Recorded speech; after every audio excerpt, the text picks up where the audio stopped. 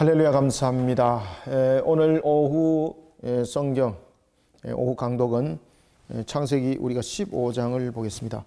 자, 우리가 여러분들 창세기를 보다 보면은 창세기는 하나님이 어떤 분인가를 통해서 계속해서 이제 인간의 구원에 관한 장면들을 계속해서 설명하지 않습니까? 특히 이제 창세기 보면은 전체가 언약에서 시작해서 언약에서 마무리를 하죠. 창세기 3장에서는 보면은 우리에게 은혜 언약에 관해서 구원에 관한 부분들을 우리에게 설명을 하고 있습니다. 그래서 그것을 복음의 첫 출발이라 원시 복음이다라고 원시 언약이다라고 말을 합니다. 그 전에 이제 창세기 2장 17절에서 보면은 또한 행위 언약이 이 속에서 나타나죠.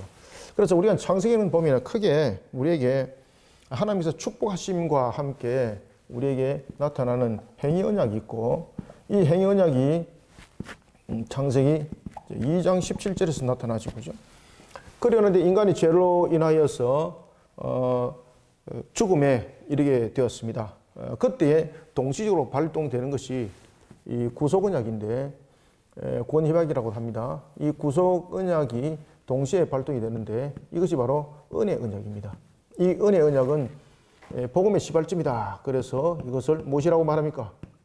원시 언약이라고도 합니다. 원시 언약. 원시 언약이라고 하는데 이 은혜 언약과 구속 언약은 다르죠. 이 구속 언약은 창세전입니다. 창세전에. 그리고 이 구속 언약이 언제 발동이 되는가 하면 창세기 3장 15절에서 동시에 발동됩니다. 창세기 3장 15절에서 창세기 2장 17절이 행위 언약을 범했을 때에 이 부분들이 은혜 구속 언약과 행위 언약 부분에서 발동이 동시에 되고 은혜 언약도 이 속에서 동시에 발동이 됩니다. 이 부분이 창세기 3장 15절에서 그 부분들을 이루고 있고, 그 다음에 이제 인간이 죄를 범하고 난 이후에 이와 같이 이제 그 실행적 측면에서 하나님께서 우리에게 지금까지는 보면은 행위 언약도 그렇고 은혜 언약도 그렇고 이거는 중심이 보면은 말씀이 중심이 되는 거죠. 말씀이 중심이 되는 거죠. 말씀이 중심이 되는데 이제 그 사건이 중심이 되는 것이 있습니다. 사건이. 말씀이 중심이 되는가 하면은 사건이 중심이 되는 세 가지 언약이 있습니다. 그 세 가지 언약이 제일 먼저 나타나는 것 가운데 하나가 무슨 언약일까요, 여러분들요? 무지개 언약입니다. 무지개 언약. 무지개 언약은 창세기 여러분 9장에 나타나죠, 그죠? 무지개 언약은 이 무지개 언약은 누가 맺었던 언약입니까? 자, 이 행위 언약과 이 은혜 언약은 여러분들이 이제 잘 아시는 것처럼 아담을 통해서 이 언약들이 채택이 되어지고 말씀이 주어지죠, 그죠? 그때 행위 언약은 아담이 당사자였죠. 아담이 당사자였습니다. 아담이 당사자였다면은 이 은혜 언약 속에서는 이 당사자가 분명히 하나님과 아담인데 이 속에서 누가 있습니까? 중보자가 있죠, 중보자가. 중보자에 의해서 언약이 세워지게 됩니다. 이때에 이 중보자가 바로 성자 하나님이 되시는 겁니다. 성자 하나님. 예수 그리스도. 구원자로서 오신다는 것이죠. 그래서 예수 그리스도의 사역을 통해서 대속을 한다는 부분들이 이루어진다면은 이제는 무지개 언약이 나타나는데 이것은 사건적 측면에서 나타납니다. 이 사건적 측면이라는 것은 인간의 눈에 보이는 겁니다. 이 언약 자체는. 지금 여러분들 보시면 행위 언약이라는 이런 은혜 언약은 인간 눈에 보이는 것이 아니잖아요. 그런데 창세기에 보면은 세 번에 거쳐서 인간의 눈에 보이는, 사람의 눈에 보이는 거죠. 인간의 눈에 보이는 것. 인간의 눈에 보이는 것. 그런 부분에서 사건적 전개를 통해서 하나님께서 언약을 하는 것이 있어요. 그것이 바로 무지개 언약인데 이것이 창세기 9장에서 나타납니다. 이것이 창세기 9장에서 나타나고,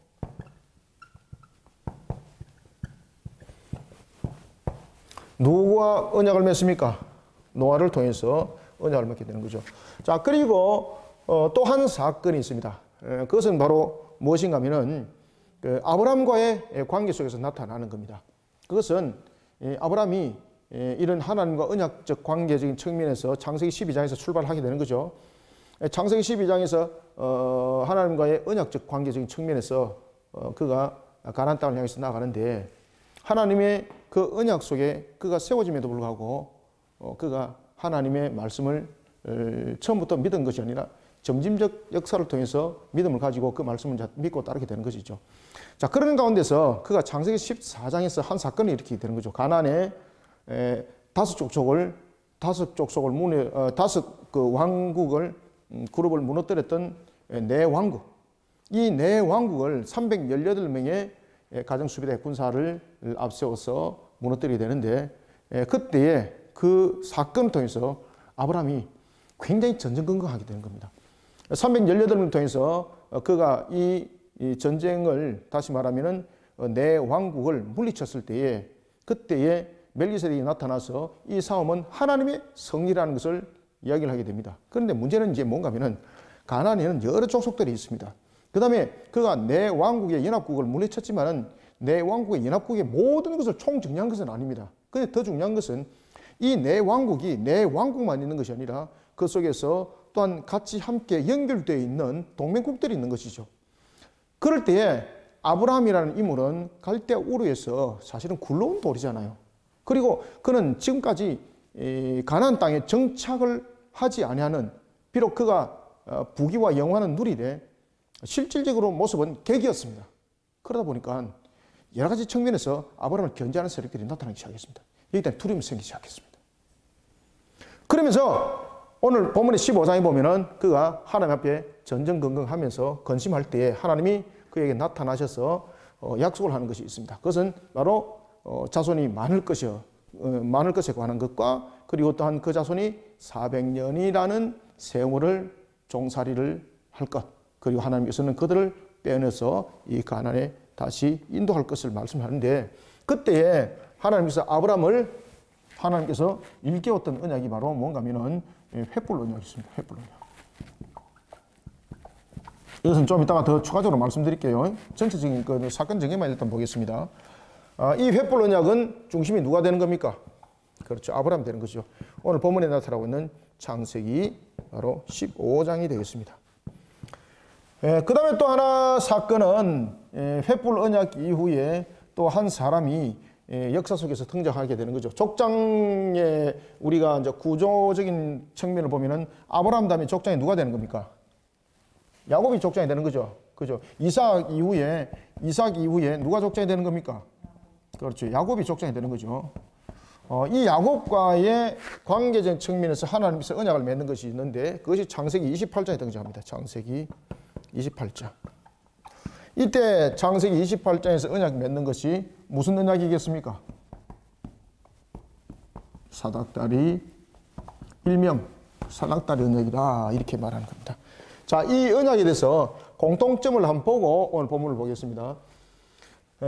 무지개 언약과 횃불 언약, 그 다음에 사닥다리 언약, 이 속에서 공통적으로 나타나는 것이 있는데 그것은 뭔가 하면은 자손에 관한 약속을 합니다. 자손.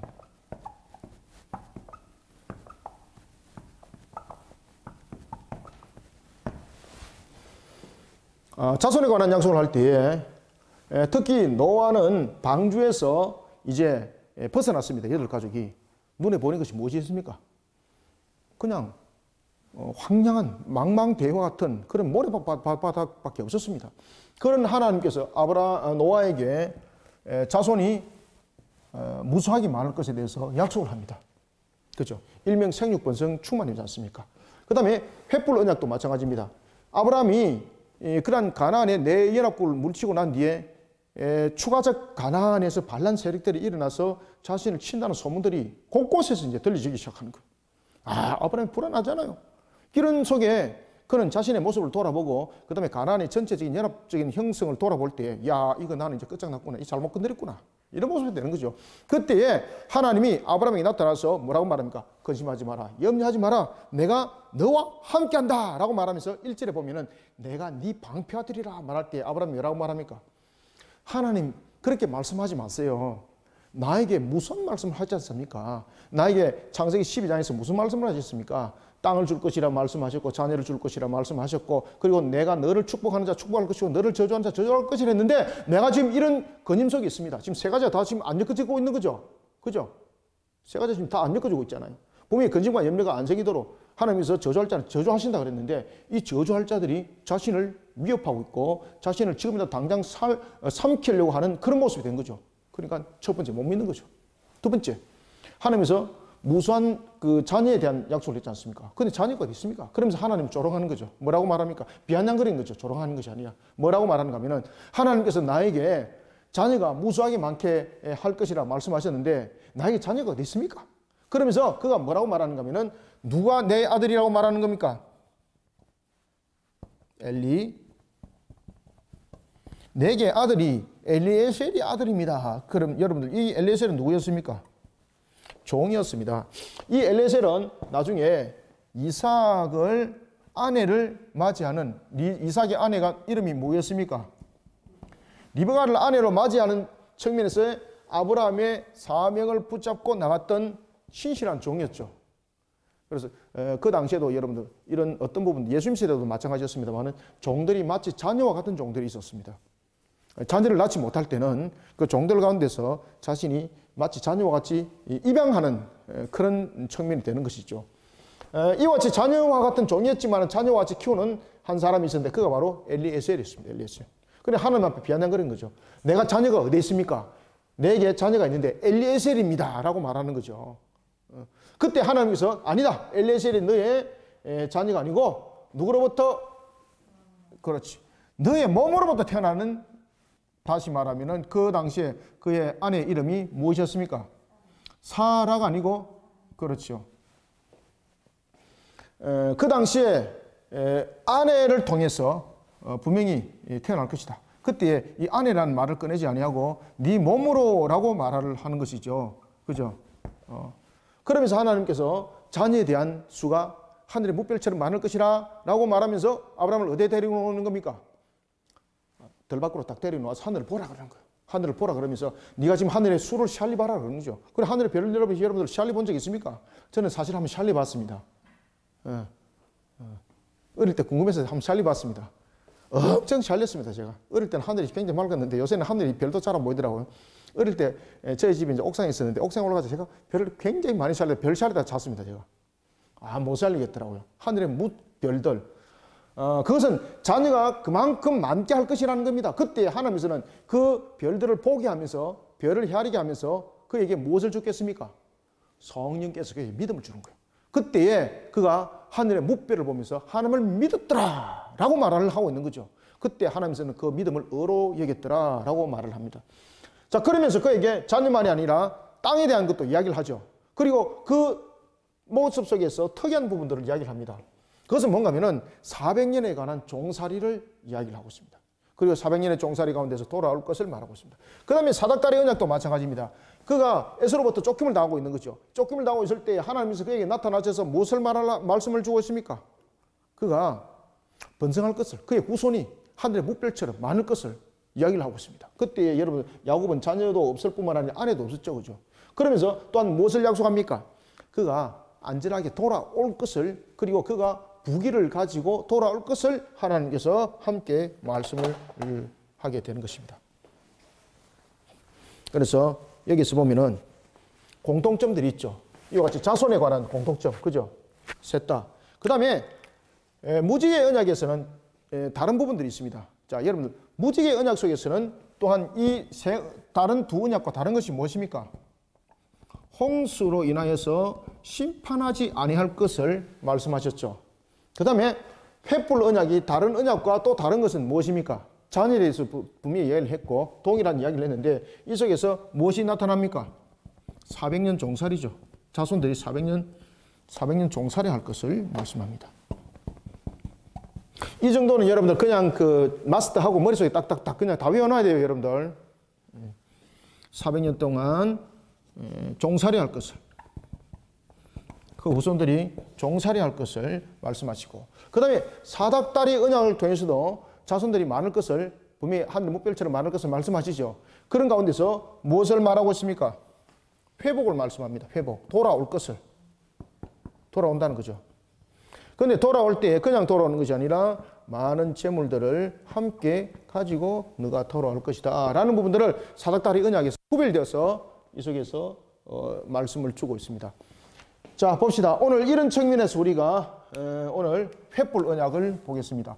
횃불 언약. 횃불 언약은 어떤 중심을 이루고 있는지는 본문을 보면서 이제 이 정도는 설명했으니까 이제 본문을 보면서 이제 설명을 하도록 하겠습니다. 자, 봅시다.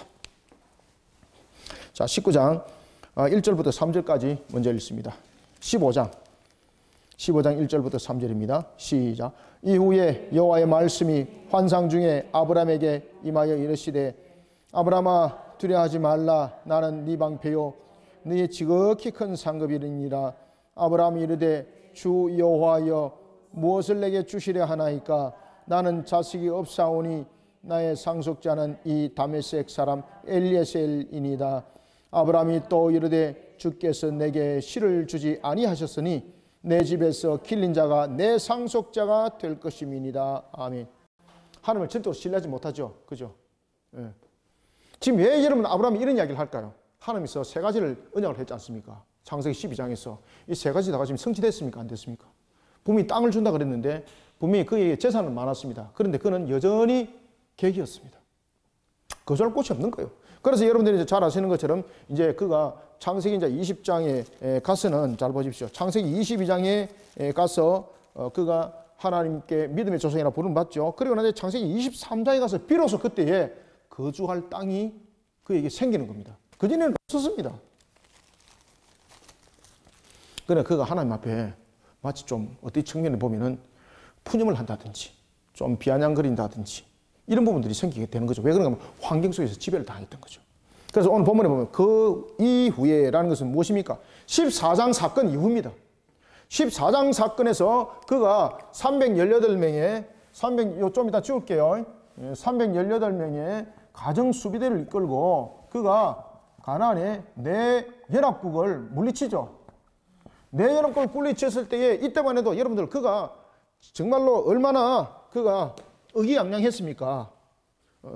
멜기세덱이 나타났을 때에 이 전쟁은 하나님께서 이 싸움은 하나님께서 이기게 하셨다. 그럴 때 그가 아멘하면서 고백하면서 하나님께 드렸던 그 11조는 바로 하나님께서 이 싸움을 이 전쟁을 이기게 하셨습니다라는 것에 대한 고백이지 않습니까? 근데 여기서 멈추지를 않았어요. 이 내연합국은 또 내연합국으로만 구성되는 것이 아니라 내연합국이 주종관계가 있는 또한 여러 가지 동맹국가들이 있지 않습니까? 그 다음에 이들이 군사적 측면에서는 물리침을 당했지만은 그대로 이 내연합국은 족속들로는 그대로 존속을 하고 있었던 거죠. 그래 무슨 칼을 갈겠습니까? 복수의 칼을 가는 거 당연하잖아요. 복수의 칼을 다 가는 거. 좋다. 아브라함 한번 해보자. 이래 이제 된 거죠. 이 소문이 누구의 짐 들렸습니까? 아브라함 귀에 짐 들린 겁니다. 지금. 그전에는 대적이 내연합국인데 이제 이것이 완전히 잘못하면은 온 가난이 돼버리는 거예요. 그러니까 아브라함이 전쟁 경영하는 거예요, 이게. 그래서 이 일 후에 근심이 가득하더라. 그래서 하나님 환상 중에 나타나는 거예요, 하나님 나타나는 거예요. 그러니까 하나님께서 아브라함이 노크를 하는 거예요. 아브라함이 왜 근심하느냐, 왜 하느냐, 지금 이런 식으로 하나님께서 다가온 거죠, 그죠? 그때 환상 중에 나타났을 때 하나님께서 보십시오, 1절에서 아브라함아 두려워하지 말라, 딱 그 이야기를 하잖아요. 그렇죠? 그때 아브라함이 대뜸하는 이야기가 무엇입니까? 아브라함에게 네가 두려워하지 마라 그러면서 나는 방패다 라고 말하고 있지 않습니까? 여러분 방패라는 것은 무슨 뜻입니까? 지키신다는 거죠. 지키심. 그러면 하나님께서 이 내연합국뿐만 아니라 온 가난과 다투어도 하나님은 그들을 능히 물리치시는 하나님이시죠. 그래서 방패라고 말하는데 아브라함 지금 그것을 믿습니까? 안 믿습니까? 신뢰를 하지 않는 거예요. 신뢰를. 왜 그럴까요? 세 가지 언약을 안 이뤘거든요. 한 가지라도 뭐가 됐으면은, 그죠? 한 가지라도 뭐가 됐으면은, 야, 다음에 차츰 이거 일어나겠네라고 말하지만, 이 세 가지 언약, 자손에 관한 언약. 그 다음에 너를 저주하는 자, 내가 저주할 것이고, 너를 축복하는 자, 너를 축복할 것이라는 부분들. 지금 나를 지금 저주하고 있는 자들을 지금 그대로 방치된 상태지 않습니까? 그 다음에 거주할 땅에 대한 문제. 해결된 게 무엇이 있습니까? 그죠? 전부 다 연속선상에서 전부 다 놓여진 진행형인데. 그래, 하나님께서 방패라 말하고 있고 큰 상급이라 말하고 있으니까 아브라함이 대뜸 뭐라고 말합니까? 못 믿겠다는 거죠. 그러면서 그가 들고 놓은 것이 뭐예요? 이것도 못 하시면서 어떻게 내 방패가 될 수 있어요? 이 말이에요. 지금 아시겠죠? 그때 그가 제일 먼저 들고 온 문제가 무엇입니까? 이 세 가지 문제 가운데서 제일 쉽게 풀 수 있는 문제가 뭡니까? 자녀 문제입니다. 자녀 문제.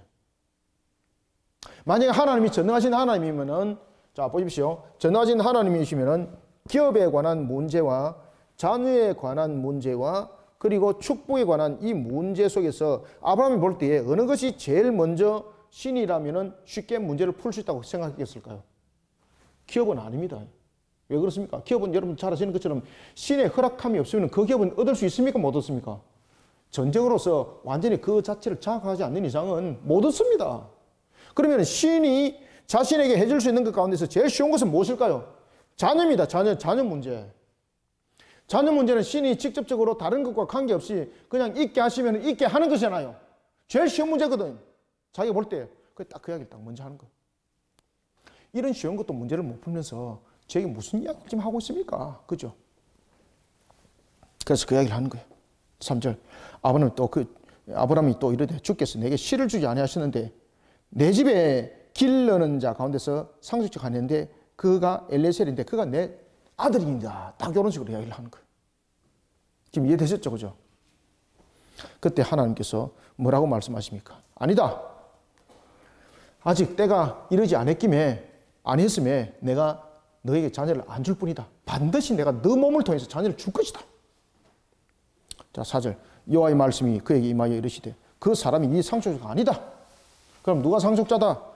네 몸에서 나야만이 상속자다. 여러분들 여기서 말하는 몸이라는 것은 아브라함을 통함이지 않습니까? 자, 여기서 이제 또 아브라함이 나중에 보면은 창세기 16장에서 가면 실수를 크게 하는 겁니다.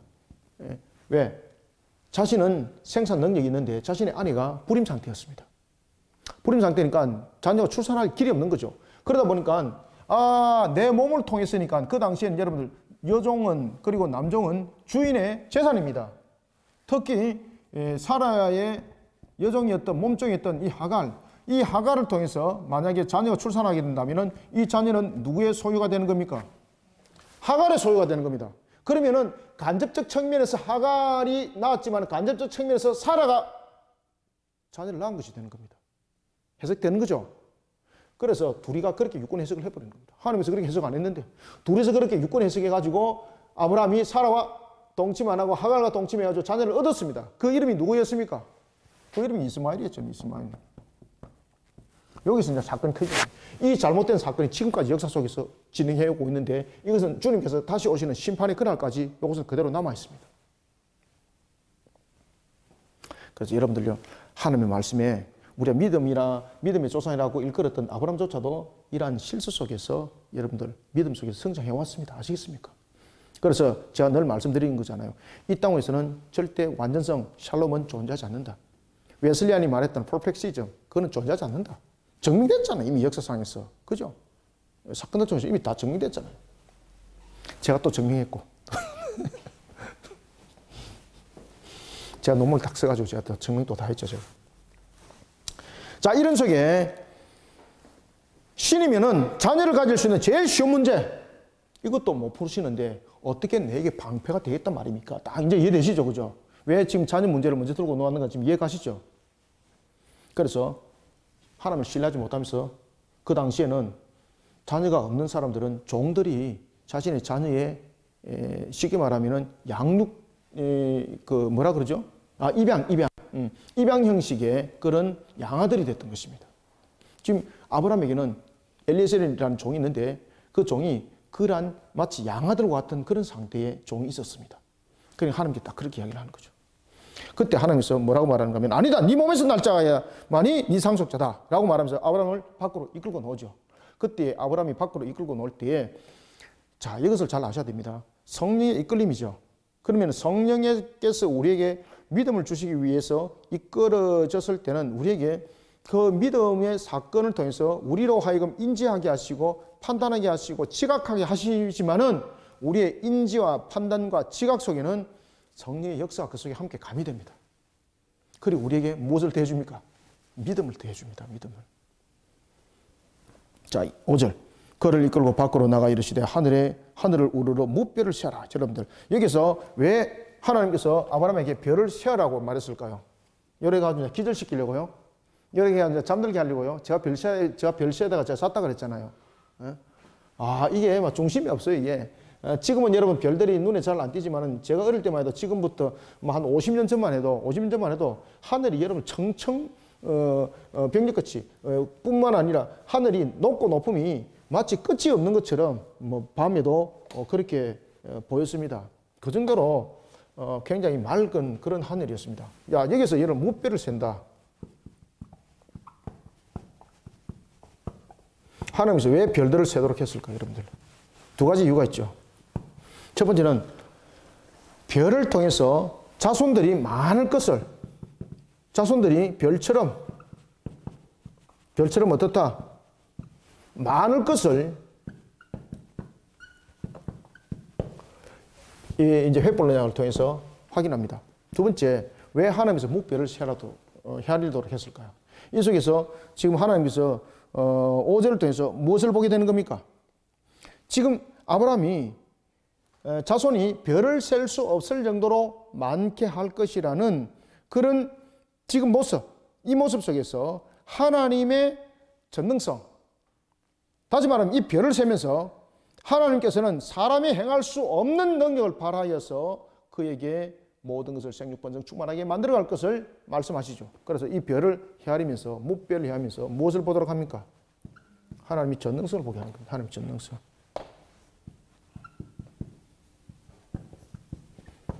있게 하면 있게 한다는 거죠. 그 전능성을 무뼈를 헤아리면서 함께 보도록 합니다. 그때에 하나님께서 동시에 은혜를 함께 베푸심이죠. 이때에 여러분 그냥 무뼈만 헤아리라 이 속에서 내가 이런 줄 알아라 이 상태로 끝나지 않죠. 이 상태 속에서 하나님께서 무엇을 줍니까? 하나님께서 아브라함에게 은혜를 베푸십니다. 은혜를 베푸시니까 아브라함이 이 별을 헤아리다가 이 부분들을 통해서 하나님의 말씀에 대해서 어떻더라? 믿는 믿음이 생긴 겁니다. 믿는 믿음이. 그래서 여러분들이 하나님을 향한 믿음은 우리의 인지적이고 우리의 어떤 의식적이고 우리의 어떤 지적 판단 속에서 믿어지는 것 아닙니다. 그건 가짜입니다. 그것은 내가 판단하여서 이해된 겁니다. 믿음은 우리가 이해되기도 하지만은 믿음이라는 것은 말 그대로 우리의 상식적 측면을 담아내 있지 않고 있습니다. 이 믿음이라는 것은 무한한 것까지 함께 다 설명을 하고 있는 겁니다. 내가 판단해서 이것은 믿는데 저것은 못 믿겠다. 그럼 그건 믿음 아니죠. 그죠? 그것이 어째 믿음입니까? 그건 믿음이 아니고 판단입니다. 판단. 믿음과 판단은 잘 구별하셔야 됩니다. 믿음이라는 것은 무엇인가 하면 무한한 것까지 다 믿는 겁니다.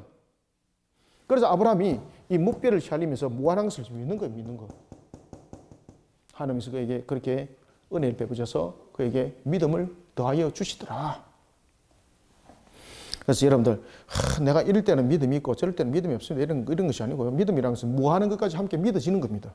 그래서 믿음은 우리의 의식적이고 지각적이고 판단적인 측면에서 우리가 분명히 그것을 이해하고 분명히 그것을 우리가 받아들이지 않고 그렇게 합니다. 그렇지만은 그런 부분에 대해서 우리의 의식적이고 지각적이고 판단적인 능력에 의해서 그것이 받아들이지고 안 받아들이고 이게 믿음이 아닙니다.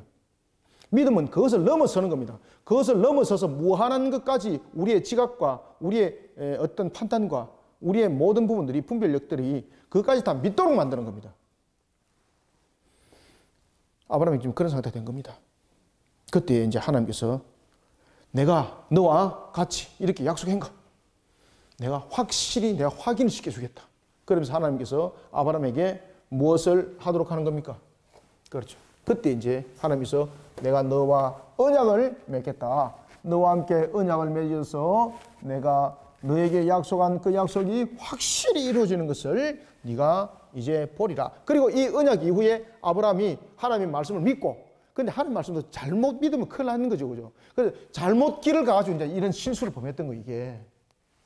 그 실수의 값이 지금까지도 있습니다. 그 실수의 값이. 그래서 여러분들 분별력이라는 것도 우리의 육신의 판단을 가지고 내가 사례적인 측면에서 판단하면 안 돼요. 하나님께서 분명히 사라를 통해서 이 사례가 사라가 되죠. 아브라함이 되죠. 내 몸이라는 것은 사라와 나와 관계를 말하는 거예요. 이건 해석이 바로 돼야 되는 거예요. 그런데 그들은 어떻게 합니까? 내가 불임이니까 하갈이 내 몸종이고 그러니 이 관계까지 확대 해석을 하게 되는 거죠. 이 사람이 만드는 것 아닙니까 이거? 확대 해석하면 안 돼요 여러분들요. 확대 해석할 때는 하나님께서 확대 해석을 함께 해줘요. 분명히 네 몸이라 그랬어요. 분명히 네 몸이라는 것은 부부관계를 말하고 있어요.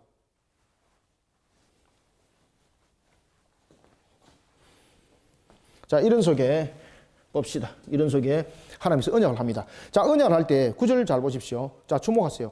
언약을 할 때 하나님께서 예물을 준비할 때에 지금 예물에 세 번의 반복적인 부분들이 나타나죠. 그 세 번의 반복이 무엇입니까?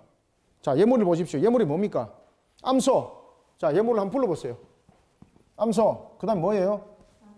예? 암소. 그 다음에 암염소죠. 암염소. 암염소. 그 다음에 순양.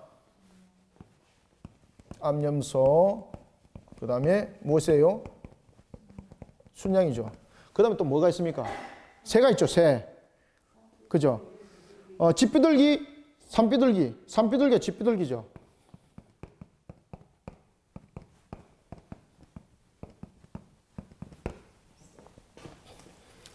이 공통점들이 무엇입니까? 지금 보면은 잘 보세요. 9절에 3년 된 암소, 3년 된 암소, 3년 된 암염소, 3년 된 순양과 비둘기. 그죠? 전부 다 공통점이 무엇입니까? 왜 여러분들 이 3년을 하나님께서 강조를 했을까요? 여러분 6월절에 어린 양을 드릴 때에 3년 된 어린 양 드립니까?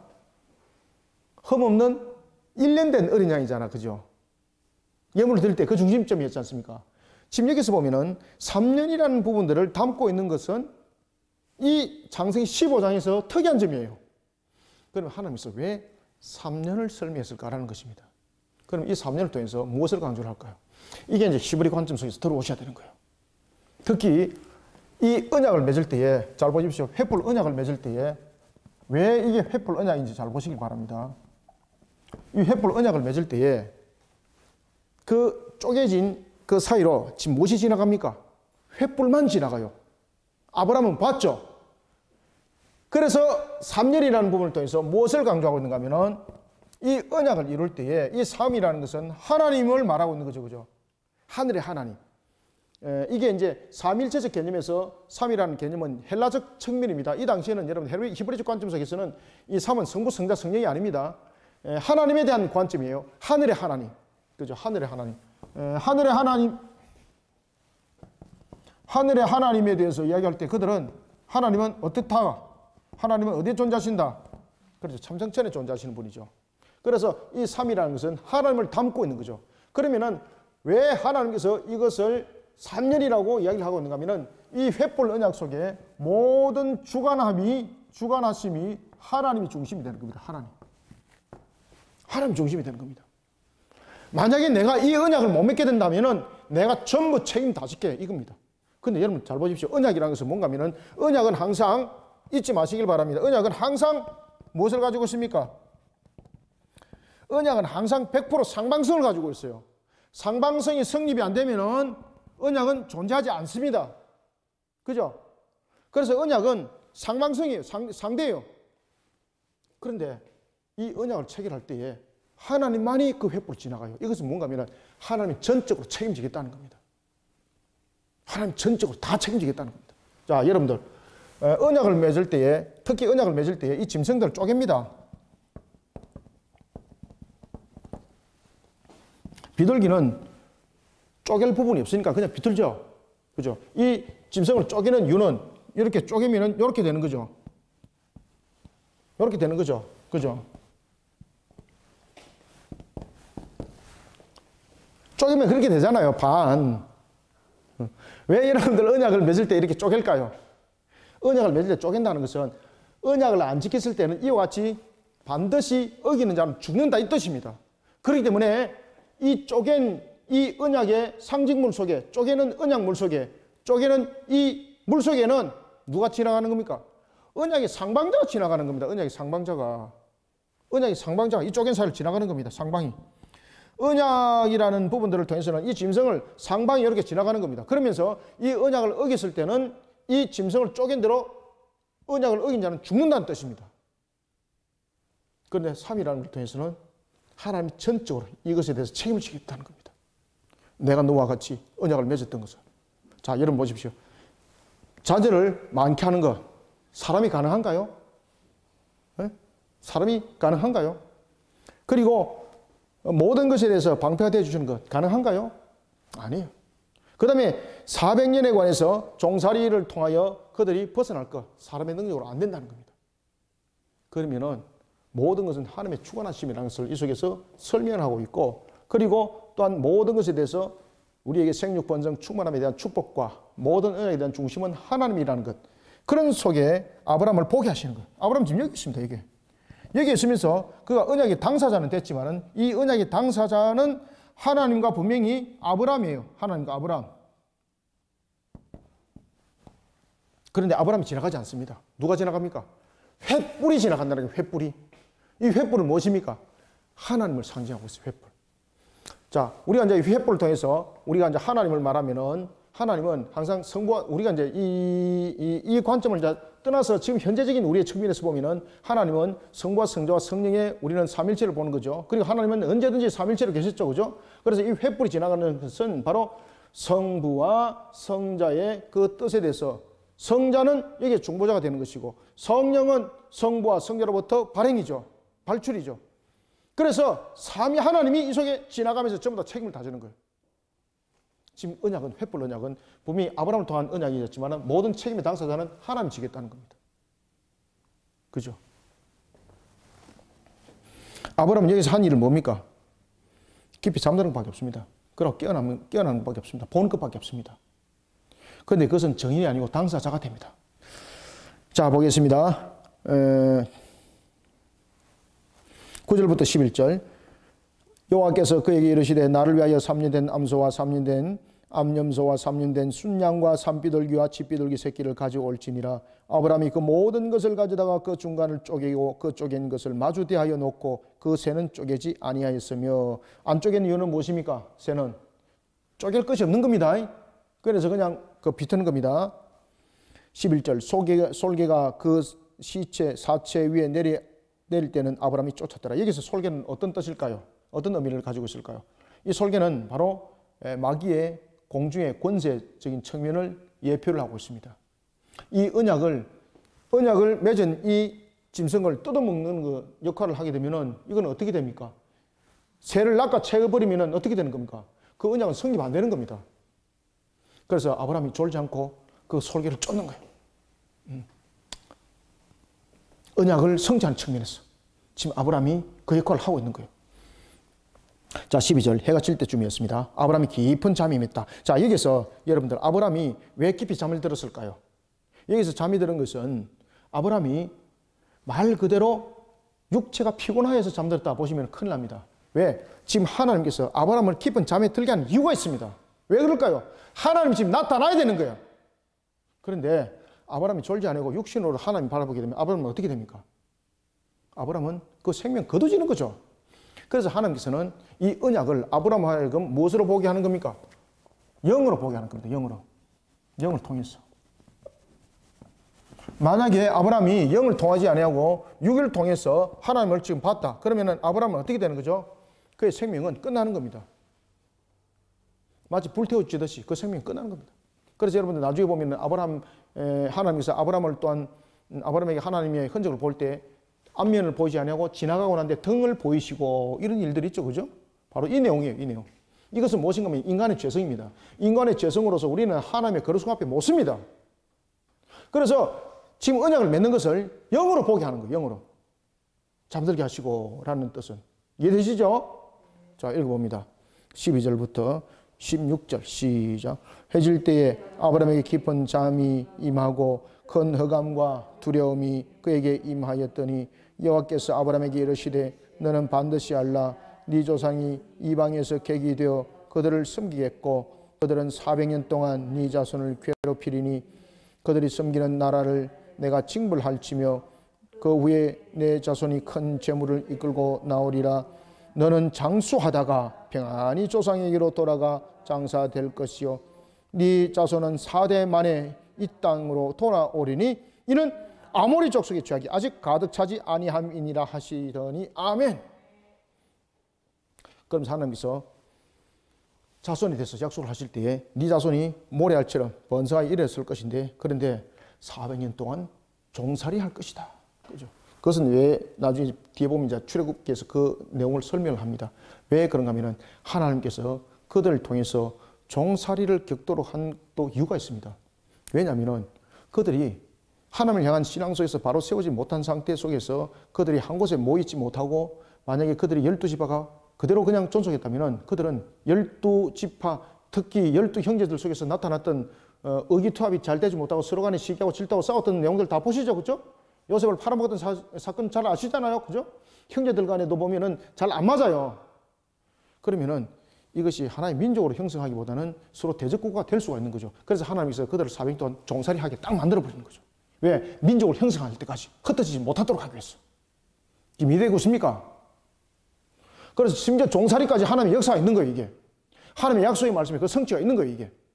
만약에 종살을 하지 않고 그대로 뒀다면 이거는 어떻게 됩니까? 12 그냥 족속이 되는 거예요, 그냥. 흩어져가지고. 베냐민하고 여러분들, 베냐민 지파하고 여러분 그 사사기 때도 보면은 지파들끼리 피비린내 나는 전쟁한 거 아시죠? 그런 상태가 일어나는 거예요, 여러분들요. 그래서 하나님께서는 이 종살이를 통해서 그들이 서로 다투는 것이 아니라 종살이를 통해서 한민족이 되게 만드는 거예요, 한민족이 되게.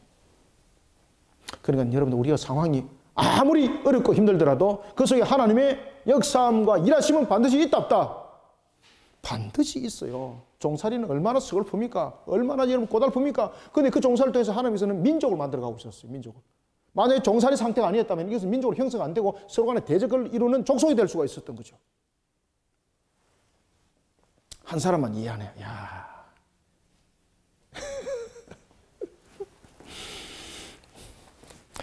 이 한 사람이 이해한다는 것은 대단한 역사입니다. 이게. 대단한 역사입니다.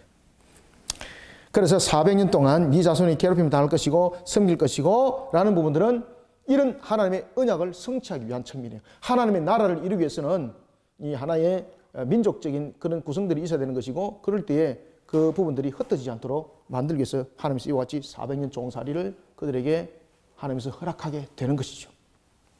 그래 이런 부분도 여러분 이제 출애굽기를 알게 되면 이런 부분들이 함께 연결되는 거예요. 이게 전부 다 모든 부분들이.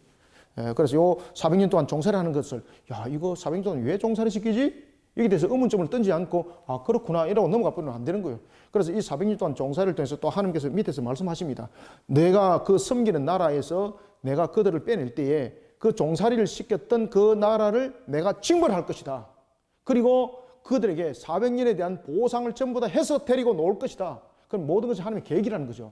그러면 400년의 노예도 하나님의 계획이 있다는 거죠. 그죠? 그러면 그 계획은 무엇인가? 방금 제가 앞에 말씀드린 그 내용들입니다. 한민족을 형성을 위해서 그렇게 종살이 상태를 두는 거죠. 주권적 상태로 두는 것이 아니라 종살이 상태에서 서로 간에 의지하게 만들고 서로 하나 되게 만드는 그런 과정을 그 속에서 하나님께서 두시는 거예요.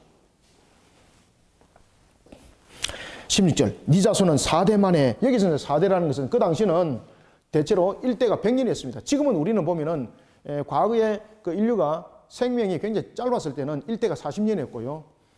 60이었고 지금은 보통 보면 1대가 몇 세 정도로 봅니까?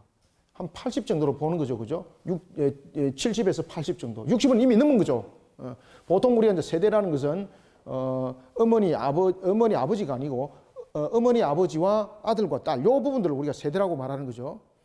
지금은 한 80세 정도가 여러분 한 70 정도 80은 좀 많나? 70 정도는 돼야만이 한 세대라 볼 수가 있는 거죠. 그때에 인간들이 생명들이 수명들이 그만큼 길었습니다. 그래서 여기서 한 세대라는 것은 100년을 그때 그 당시 한 세대로 봤던 겁니다. 100년을. 그래서 4대 만에라고 말을 하는 겁니다. 그때에 가득 채워서 나올 것이다. 16절 네 자손은 4대 만에 이 땅에서 돌아오리니 이는 아모리 족속의 죄악이 아직 가득 차지 아니함이 있더라. 그러면 하나님께서 잘 보십시오. 가나안 땅에 그들이 정착을 하면서 애굽으로 이동했던 이유는 바로 민족을 형성하기 위한 이유였습니다. 그러면은 민족을 형성하여서 왜 출애굽을 시켰는가? 이제는 우상 숭배 땅으로부터 민족의 형성이 되었기 때문에 하나님의 나라를 형성할 수 있는 이제 모습이 갖춰진 거죠. 그러면 우상 숭배 속에서 이제 벗어나가고 가는데 그 벗어나서 가나안 헤브론 쪽으로 그들이 보내졌던 이유는 그 당시에 애굽에 있던 우상 숭배보다는 가나안 쪽에 있었던 그 부분들이 우상 숭배가 덜 하였던 것입니다. 그러면서 하나님의 나라를 건설하는 측면에서의 그들을 빼냄이라 이렇게 말하는 거죠. 바로 오늘 본문의 말씀은 그 말씀입니다. 자, 이와 같은 모든 부분들을 내가 약속을 지키겠다. 누가 주관해서? 내가 주관해서 다 하겠다. 내가 주관해서. 그래서 너는 다만 믿음을 가지고 있을 바라봐라. 그래서 아브라함이 제 3자처럼 모르지만은 사실은 아브라함은 이 언약의 당사자입니다. 언약의 당사자지만은 특이하게 그는 그 횃불 사이를 그는 그 쪼갠 사이를 지나가지 않고 횃불이 대신 지나가는 거예요. 그래서 여기서 횃불은요 아브라함을 대신하는 중보적, 그래서 제가 앞에 중보라는 이야기를 딱 썼던 거죠.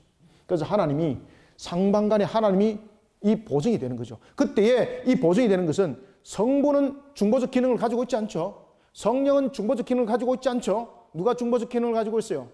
성자 하나님. 그래서 성부 하나님과 성자 하나님이 하나의 횃불이 되어서 삼위가 이렇게 지나가는 거예요.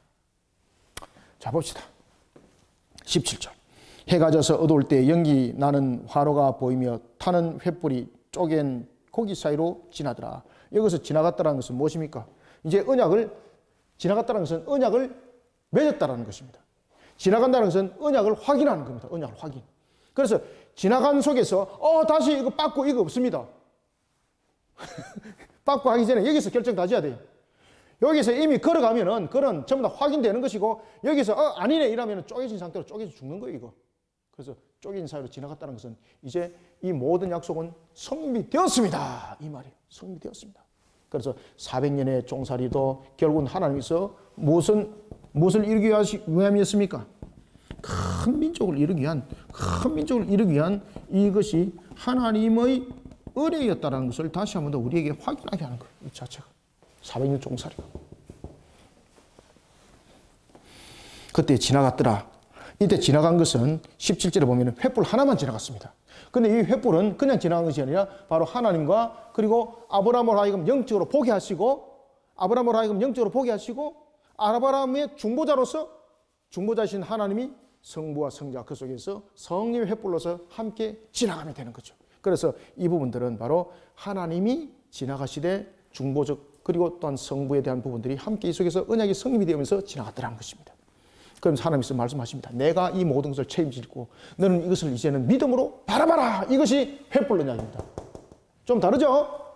횃불 언약은 누가 지금 책임지는 겁니까? 그렇죠. 하나님이 모든 것에 대한 책임자입니다. 그리고 여기서 우리는 어떤 자가 되라는 이야기입니까? 그렇죠. 믿음으로 바라보는 자가 되라는 겁니다. 믿음으로 바라보는 자가 되라. 그래서 믿음의 조상 이야기가 이제 나타나는 거예요, 이제. 자, 18절부터 21절 읽고 마무리하겠습니다. 시작. 그날에 여호와께서 아브라함과 더불어 언약을 세우고. 자, 보십시오. 분명히 누구하고 지금 언약을 세웁니까? 지나간 것은 횃불이잖아요. 근데 언약은 누구가 세워요? 그렇죠. 아브라함을 세우는 거죠. 그래서 아브라함은 제3자처럼 보이지만은 영적으로 그저 관망하는 자가 아니라 이 상태 속에서는 아브라함을 대신해서 중보자가 지금 지나갔다는 이야기예요.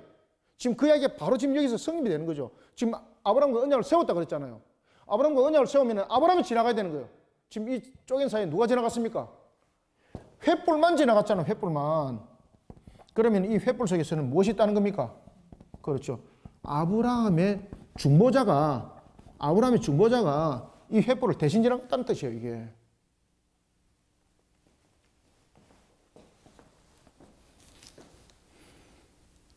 제가 왜 웃는 거 아십니까? 에? 계속해서 한 사람만 이해하고 있습니다. 아, 그렇습니까? 아, 예. 자, 18절부터 읽읍시다. 예, 20절, 21절과 시작. 그날에 여호와께서 아브라함과 더불어 무엇을 세워? 언약을 세워. 아시겠죠, 이제?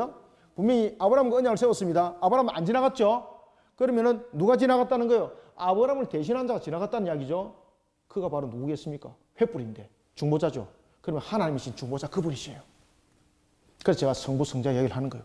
그 다음에 횃불은 성령을 말하고 있죠. 그래서 제가 삼위일체 하나님이 이 속에 지나갔다는 거죠.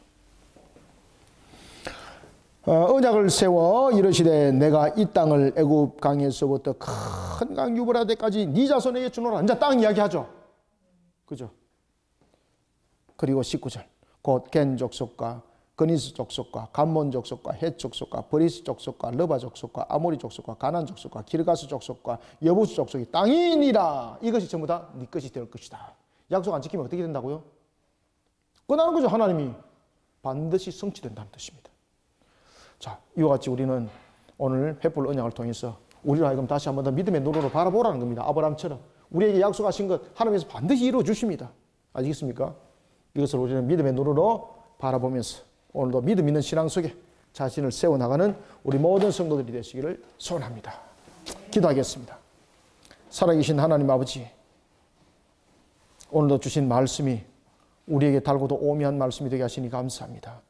특별히 오늘 횃불 언약을 통하여 우리로 하여금 제3자적인 측면에서 그저 구경꾼이 아니라 언약의 당사자인 것을 믿음의 눈으로 바라보게 하시고, 또한 하나님께서 우리에게 주신 말씀은 우리가 바로 언약의 당사자요, 하나님께서 우리에게 모든 약속한 것은 하나님이 친히 반드시 이룬다는 것이었습니다. 오늘도 우리가 이 땅을 살아갈 때 이러한 분명한 믿음을 가지고 우리의 모습 속에 항상 하나님께 엎드리고 하나님께 간구하는 속에 인도함을 받는 자들이 되게 하여 주옵소서. 그래서 우리의 모습들이 참 그리스도인, 참 성도의 모습들로 거듭나길 원합니다. 부족한 종의 입술을 통하여 오늘도 증거된 말씀이 생명이 있게 하여 주시고 능력이 있게 하여 주시고, 옛날에 쓴 금의 말씀이 혼과 육과 골수를 찔러 쪼개 성령님 역사하여 주시옵소서. 오늘도 주신 말씀으로 하늘의 문을 열어주시고 달고도 오면 주님의 생명수의 꼴의 양식으로 우리의 영을 또한 충만케 하여 주옵소서. 우리의 모습 속을 통하여 모든 것이 또한 하나님의 영광이 되기를 원하고, 우리의 모든 삶들이 하나님의 선한 목적들을 이루어가는 산 점거물이 또한 되기를 소원합니다. 주님과 동행하는 삶들을 이루어가길 소망하며 예수님의 이름으로 기도드립나이다. 아멘.